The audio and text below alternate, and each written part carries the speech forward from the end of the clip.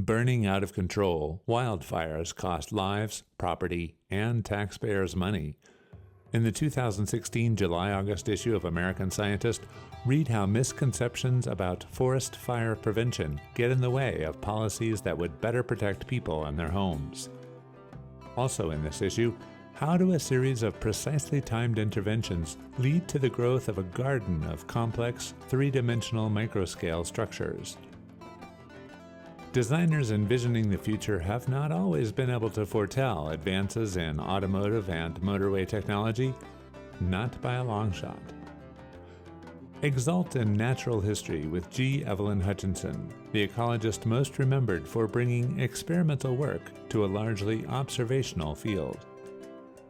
Also in this issue, it took 150 years of expeditions, but scientists have finally arrived at a definitive understanding of the sun's corona as revealed by solar eclipses. The latest on Homo naledi shows that the hominin doesn't fit in clearly to the human family tree, at least not yet. Paperweights, keeping newspapers or even papers in a canoe from blowing around, demonstrate the role that resourcefulness can play in the design process.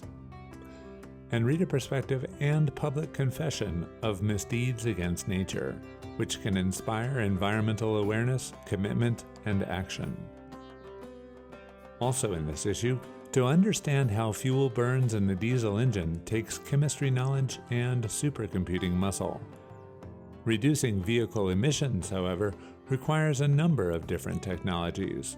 Take a look at the chemistry involved. And read a Q&A with Michael G. Spencer, a Sigma Xi Distinguished Lecturer, on the use of beta-voltaic devices in place of batteries. Online, see the full Q&A, in which he discusses more about the promises of other materials that are only a single molecule thick. Also online, learn about the making of a xenotext, an ambitious project that combines poetry, cryptography, and bioengineering. Read a review of Xenotext, among other books, in our Scientist's Nightstand.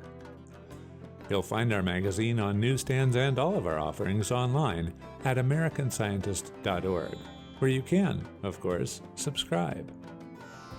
American Scientist is published by Sigma Xi, the Scientific Research Society,